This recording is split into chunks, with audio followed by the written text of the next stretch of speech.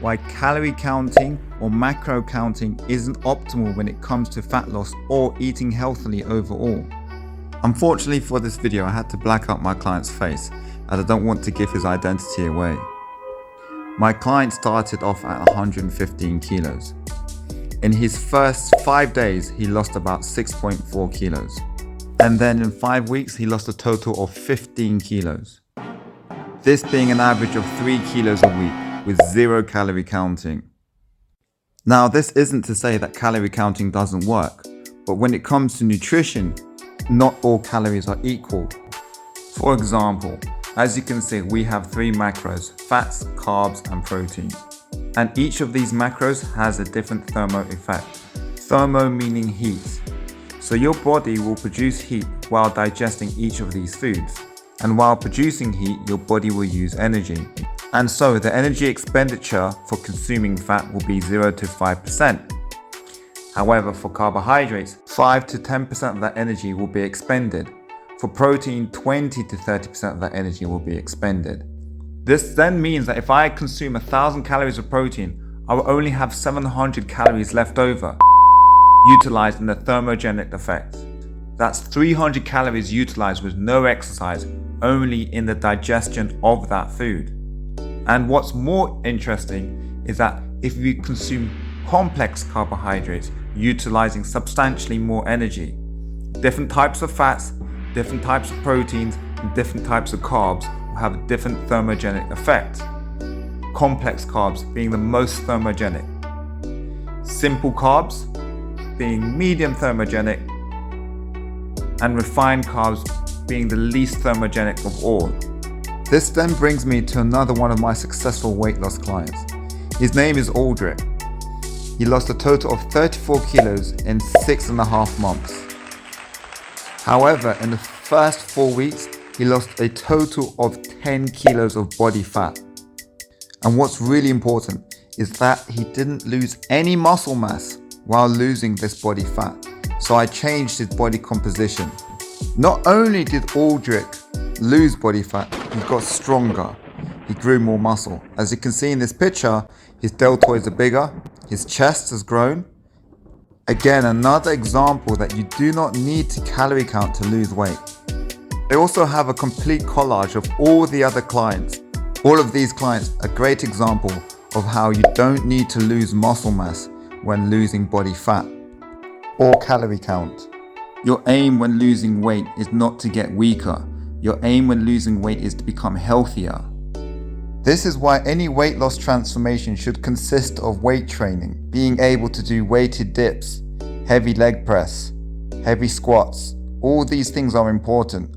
The more muscle mass you have, the higher your metabolism will be. If you're only losing weight through calorie restriction, how will you have enough calories to assist you in growing muscle?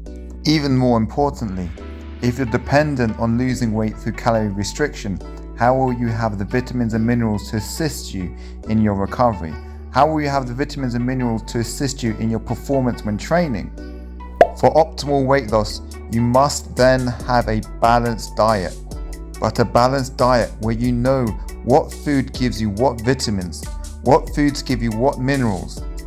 And so your nutrition shouldn't have the foundation of calorie restriction. Your nutrition should have the foundation of the vitamins and minerals that aid you in your performance in the gym, as well as your recovery. And that to improve your body composition, weight training must be accomplished with progressive overload, from doing more reps, more weight, or more sets. However, getting back to the subject of nutrition, I want to talk about minerals. A good example of a mineral that will assist you in training is potassium. This can be found in bananas. Potassium aids in muscle contraction. When training hard, your muscle can start to cramp. Potassium can aid you in fighting against this. As you train harder, your body becomes stressed. Vitamin C can help you with recovery, as well as your immune system, which will also get stressed while training. Nutrition shouldn't just be about weight loss, but also how well it helps you sleep. You want vitamins and minerals that will aid you in performing everyday tasks in life.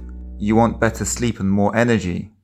And that although I have been speaking about foods that are thermogenic, It's really important to understand that not all thermogenic foods are healthy. A good example of food that can aid you in weight loss, however aren't as good for your health, are eggs.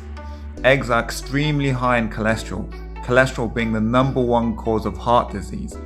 However, when it comes to fat loss, eggs are ideal. And if you want to reduce cholesterol, you can remove the yolk. But then this doesn't stop egg white injury from happening, as well as other health problems. Eggs can increase the chance of prostate cancer by 80%. 1 egg a week to be exact. All this happens when people only focus on eating less to lose weight. Remember, if you're eating food low in nutrients, don't you think calorie restriction will reduce this even more? And so this can explain why many people suffer while losing body fat. Wouldn't it be better to focus on foods that will aid you in your performance, such as magnesium? Magnesium aiding in protein synthesis, muscle and nerve function, and blood pressure regulation.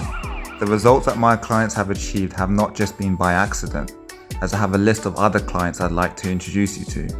I want to show you the results my clients have gained from my training systems, as well as the nutritional advice that I've given them. And here, these are my other clients. Top left, you can see 4 weeks.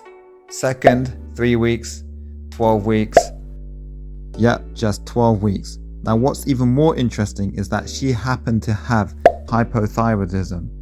This meant that she struggled to lose body fat.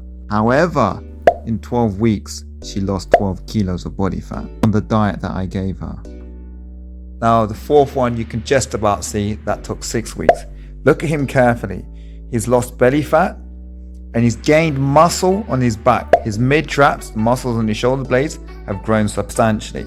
And below top left, in his first 5 days, he lost 5 kilos. The next 4 weeks, he lost about 10 kilos. Here, just below, is another client of mine, losing 4 kilos in 12 days, however the transformation taking only 6 weeks. His deadlifts in sumo went from 130 to 160 in a week. And one of my favorite clients, right here, this is what really shocked me. I remember seeing him with his body fat percentage, and I asked him if he wanted to get a 6-pack, and he said sure. So he signed up to me and we did a 10 weeks transformation. However, his transformation took 8 weeks. In 12 days, he got a 6-pack, losing 4 kilos of body fat. 5 weeks, you can see his progression. 8 weeks, dramatically leaner. And more importantly, his deadlifts went up from 80 kilos to 120 kilos. Not as dramatic. It took about 10 weeks getting to 120 kilos, something he struggled in massively, having tight hamstrings. However, while still losing weight, he still managed to get stronger. Another client of mine, just on the right, second bottom, you can see his deadlifts went from 80 to 140 kilos, and that was in only 1 session. The reason for that was purely to do with body mechanics. Now the next picture, this is me. I lost 4 kilos in 2 weeks. Again, I did 0 calorie counting for this. Calorie counting is not a necessity. If you try to drop below 10% or 8% for men, it'll be definitely of use. Another one of my clients, bottom right. As you can see, in 11 weeks, he's gained substantial amounts of muscle. Again, no calorie counting. Yes, he had to eat more than he did previously, but more importantly, it was what he ate. What foods did he eat that would assist him in his performance in the gym? What food helped him in contracting his muscle? What food helped him in vasodilation, so he had blood flow to his muscle? That is what counts the most. The vitamins that helped him in his recovery. This is what's important. Then above, another client of mine, 26 kilos in 16 weeks. And now back up to the top. Second picture, 3 weeks. As you can see, his abs popping out in just 3 weeks. Last but not least, I'd like to introduce you to my wife. I met her when she was only pressing 8 kilos for chest press. I managed to get her to about 12 kilos in her dumbbell presses. I found that she had good mind to muscle connection and told me that when it came to training, she wanted to feel the muscle fibers rip.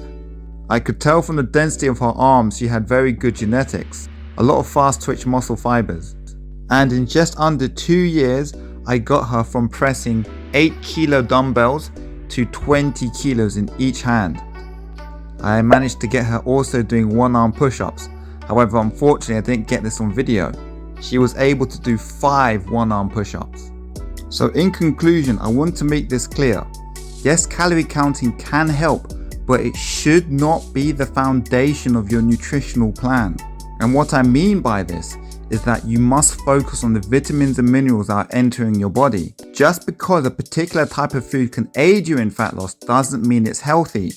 And just because a particular type of food can aid you in muscle gain doesn't mean it's healthy. You must take into consideration the foods that can cause you cancer. And the word sustainability is poison. There's a saying, the best diet is a diet you can stick to. This is wrong. The best diet for you is a healthiest diet. You want a diet so healthy that when it does come to days like Christmas or your birthday, you can relax. But if your nutrition has the foundation of calorie restriction only or calorie counting as a foundation, you will end up eating foods that can kill you, foods that can give you colon cancer, foods that can give you a heart attack, and foods that can hinder your performance in the gym. If you're struggling to get results in the gym, trust me, stick to a healthy, optimal diet and you will get results. If you have any questions, feel free to leave it in the comment below. And if you want a customized nutrition plan, feel free to inbox me. If you want to enjoy days like your birthday or Christmas without having to worry about calorie counting, make sure your diet is grounded in science.